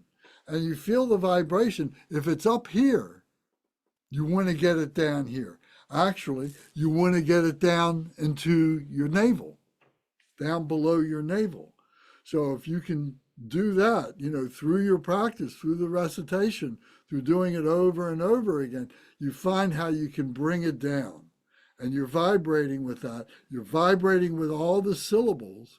Remember, these syllables are Sanskrit. The Buddha taught in Sanskrit. We are harmonizing with those vibrations that have never gone away. So, and at any given time, there's hundreds, if not thousands, if not tens of thousands, hundreds of thousands, millions of people who all around the world are reciting these mantras, and we are harmonizing through the vibration with them. So there's a lot of power there. We're drawing on that power, and we are becoming one with that power. We're adding to that power. So this is why we do this. And the more that we do this, the more meaningful, the more results you get, the more transformative these practices become. What are we practicing to do? We are practicing to become enlightened. We are practicing to become Buddha. We are practicing to become space, to recognize the elements all within ourselves, to recognize all this Buddha nature, what we call Buddha nature within ourselves. So all these things are adding up to be able to do that. They're all part of the method to be able to do that.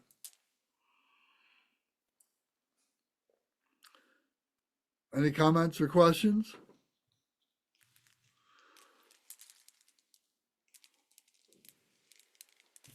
Okay, so then we go to the next page, which is 53, which now it says, light radiates from the seed syllable and the mantra garland.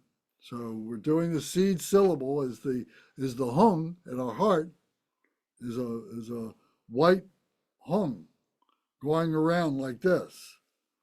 And the mantra garland is what's going around the seed syllable. The seed syllable is stationary, but the mantra garland, the 100-syllable mantra, is going around it like that. And it's making offerings to the Buddhas and Bodhisattvas and purifying the negative actions and obscurations of sentient beings. So that's the image on the picture with the two conduits that we see that coming from the Buddhas and Bodhisattvas going to the sentient beings, but it's going out in all 10 directions. So their blessings are coming back into the hung. The hung is then going out through the mantra garland to all the sentient beings, and then their blessings, then we visualize them as Vajrasattva. So their vibrations are coming back to us, coming back to the Buddhas and Bodhisattvas. So we're setting up this whole vibrational field. So then it says, nectar flows from the hearts of all the Buddhas and Bodhisattvas, dissolving into the syllable hung and the mantra garland. Nectar flows down, filling his body, flowing out through the big toe of his right foot, and enters one's body through the crown of the head. So back to the picture. Here we see that by doing this, all the Buddhas and Bodhisattvas, all this is all now part of Vajradhara here. And then he fills up with this white, milky white nectar that's coming from this vase. Remember the empowerment vase? This is all filling up. And then it fills up his body with this white nectar. And then the white nectar pours out through the big toe of his right foot. This big toe of his right foot, which we visualize is on top of our head.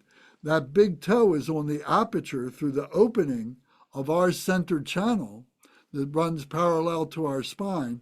And that milky white nectar is filling up our body, pushing out all the negativity, all the confusion, all the darkness, all the defilements are being pushed out by this white nectar filling our body, and it exits through our two orifices, our urethra and our anus, and plus the pores of our skin. So your feet, your toes, etc., like that.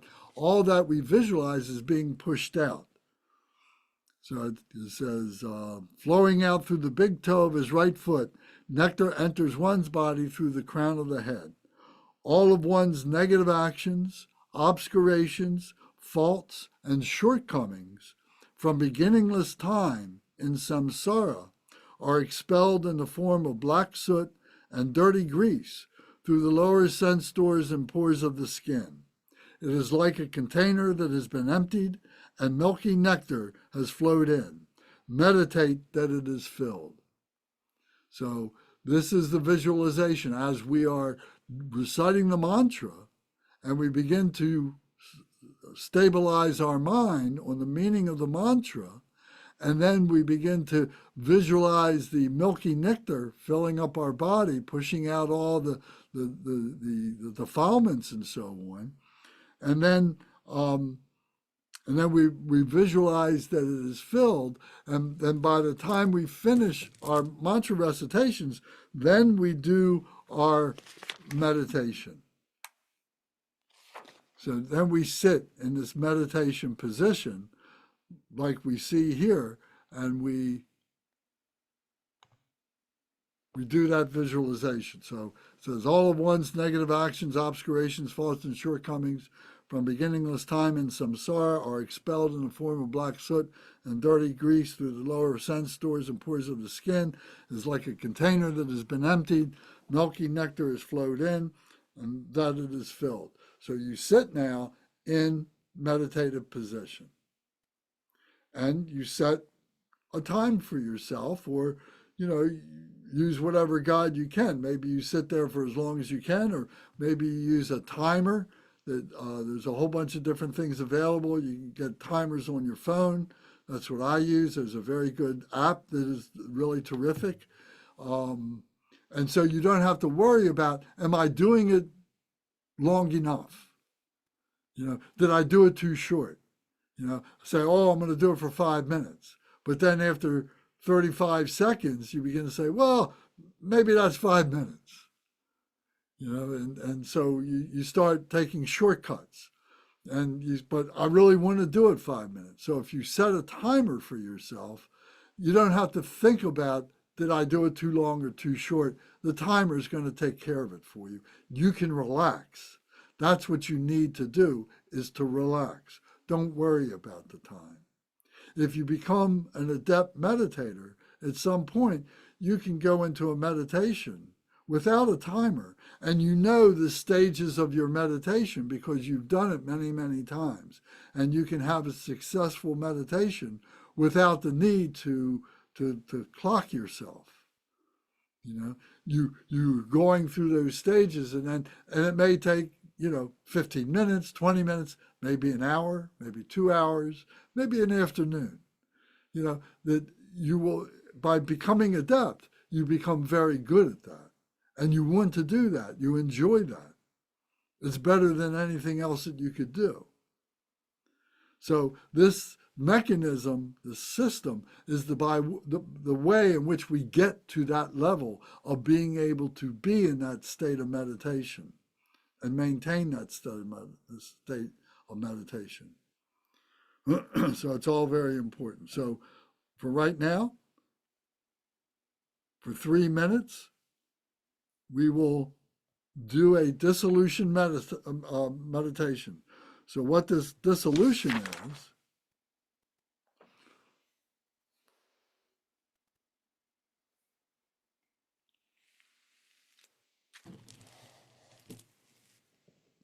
the dissolution is the hung syllable at your heart. So here is a white hung. So in this book, I don't think we've got a white hung, but nevertheless, it's a white hung. And whether you use this as a focal point or you use the English, hung, H-U-N-G. In Sanskrit, it's hum, H-U-M. The Tibetans pronounce it hung, H-U-N-G. Whatever you visualize is fine. But the point is that you're bringing it all into your heart, and that you're taking the hung syllable. This is the usefulness, is that you're letting this vowel, this oo sound, dissolve into the ha. The ha is this part up here. And then the ha dissolves into the roof of the ha. And then the roof of the ha dissolves into the crescent moon. And then the crescent moon dissolves into the bindu. And the bindu dissolves into the nada, the little flame. So if you look back on the page of your other book, your prayer book, you look on that page, you'll see that there's a blue hung there, but you can see the different parts of the hung syllable, and you can visualize that over a period of time. It's just a meditation technique to develop mindfulness. It's just a way of focusing the mind into one-pointed mindfulness. So that's the important part. And what it's doing, it goes to the nada, and then the nada is like a flame that becomes invisible, that dissolves into the emptiness. No thought. And we rest in that state for as long as we can.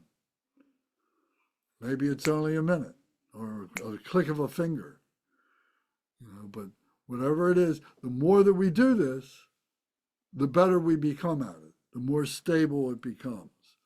So now we'll do this for a minute or for 3 minutes.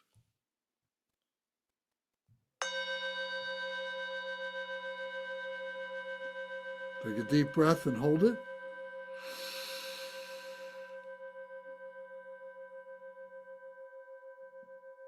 Exhale.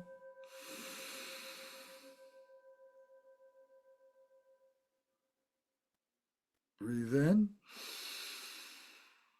Bring the breath 4 inches below the navel. Expand the belly. Hold the breath. Exhale. Push the stale, negative, dark air out and hold the breath.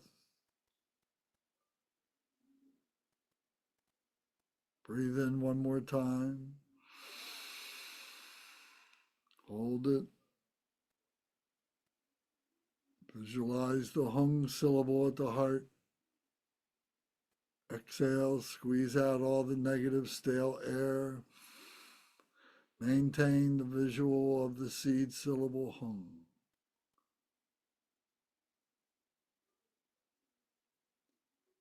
Visualize the white shabku at the bottom, dissolving into the white ah in the middle of the syllable.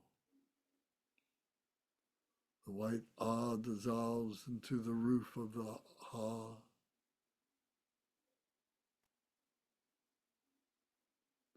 The white ha dissolves into the crescent moon, the compassion.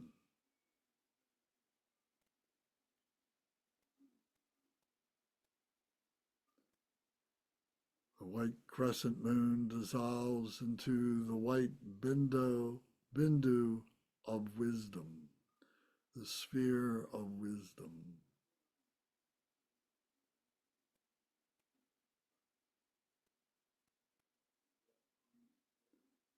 The white sphere of wisdom dissolves into the nada, the flame,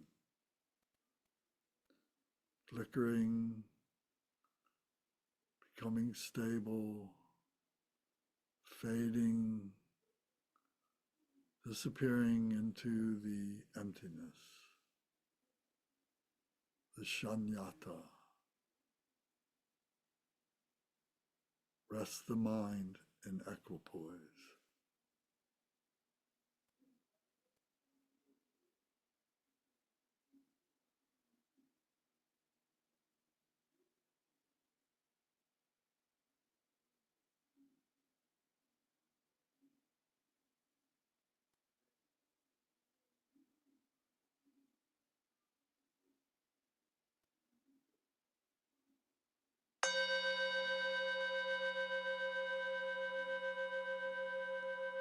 Take a deep breath and hold it.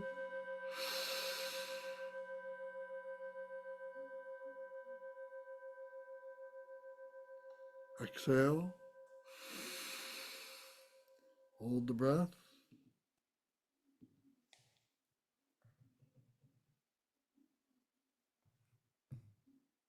Breathe normal, open your eyes.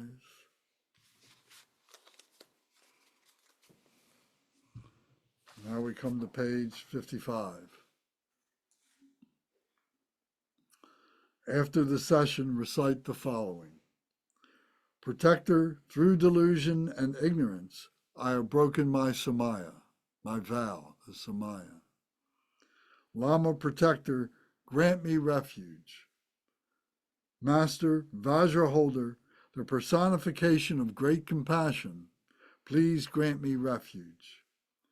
After praying in this way, Vajrasattva says, child of noble family, all of the violations and breakages of samaya you have committed are purified.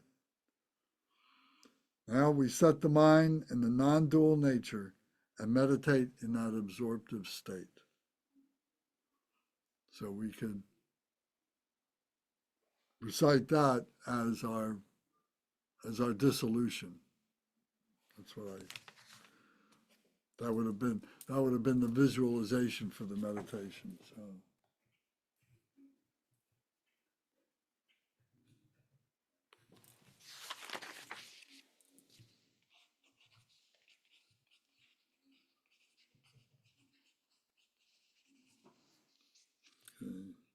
So we'll do this again next week and the week after that. So we got plenty of practice for this.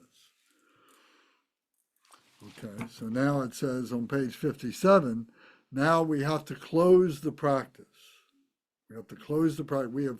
What we have done in the beginning, we created this Buddha field for ourselves in this room, this house, this neighborhood, this community, all around us and so on.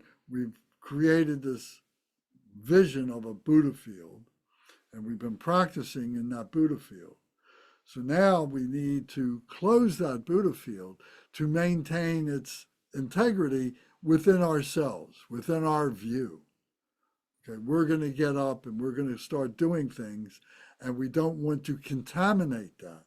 We want to keep it whole. We want to keep it pure. So this closing of the practice is a feature that helps us to visualize that. So we turn to page 33 in our book here.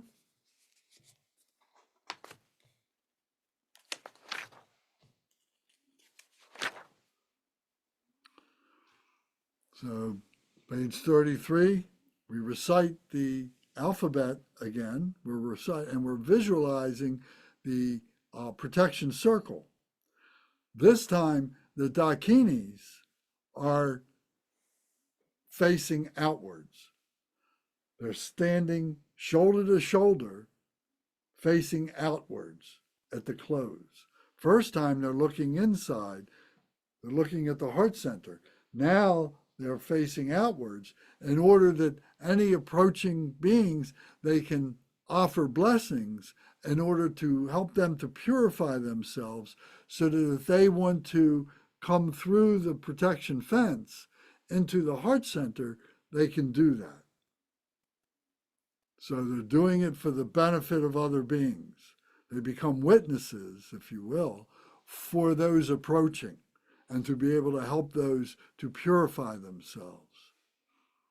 So we recite the names of those dakinis with this mantra.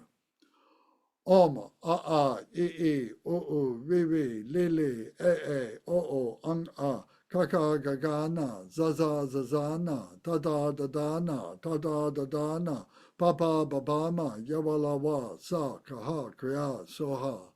Oma, a, I, o, ri, li, o, ang, kaka, gagana, zaza, zazana, tada, dadana, tada, dadana, papa, babama, yawalawa, sa, saha, kriya, soha.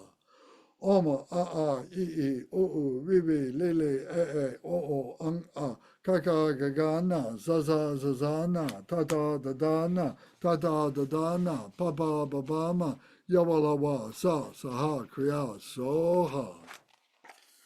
So now the mantra of interdependent origination, you can go back to page 17 if you need to remember the English. After a time, you will remember that. So for the sake right now, we'll just say, All phenomena arise from causes. Those causes have been taught by the Tathagata. The cessation too has been proclaimed by the great ascetic, the Shamaniye. So be it. So then we recite the mantra. Om Yadharma Hetu Prabhava Hetu Tekan Tathagato Heo Watatata Takansa Yonarada Evanwadi Ma Shamaniye Soha. Om Yadharma Hetu Prabhava Hetu Tekan Tathagato Heo Watatata Takansa Yonarada Evanwadi Ma Shamaniye Soha. Om Yadharma Hetu Prabhava Hetu Tekan Tathagato Heo Watatata Takansa Yonarada Evanwadi Ma Shamaniye Soha. On page 34. So now we are reciting the 100-syllable mantra again, and this time we're doing it to purify any imperfections that we committed during the practice. It's a way of purifying those imperfections. I didn't recite it properly. I didn't pronounce it right. I didn't do enough accumulations, or I cheated on the accumulate, whatever it is. I'm purifying those things by reciting this mantra. This is the mantra of purification. So you can go back to the English if you like. So that would be what, page 18 and 19. So we'll recite the English one time. Om Vajrasattva Samaya, help to protect my vow to purify myself. May you remain firm with me. Grant me the complete satisfaction. Grow with me. Be loving towards me. Grant me the attainments to master the powers beyond body and nature. Show me all the deeds of body, speech, and mind. Make my mind heart good, virtuous, and auspicious. Revel in the bliss of the four joys, O Blessed One, who embodies the essence within me.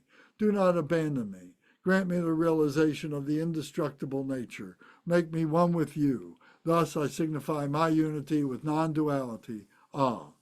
We'll recite in Sanskrit just one time for today. Normally we would do it 3 times. Om Vajrasattva Samaya Manu Palaya Vajrasattva Tenopa Trista Dredo Mebawa Suto Kayo Mebawa Supo Kayo Mebawa Anu Rektu Mebawa Sara Siddhi Me Prayatsa Sara Karma Sitsa Me Sitsan Triya Kuru Hung Ha ha ha ha ho Bhagawan Sara Tathagata Bajra Mame Mansa Bajri Bhava Maha Samaya Sattvaha. So now we come to page 35 and 36. So now at the completion, we recite the mantras for multiplying the practice. In other words, that we keep coming back doing the practice. So this is to multiply the practice, that we keep doing this and that others continue to do it. So the first is the prayer. So I'm looking at page 36.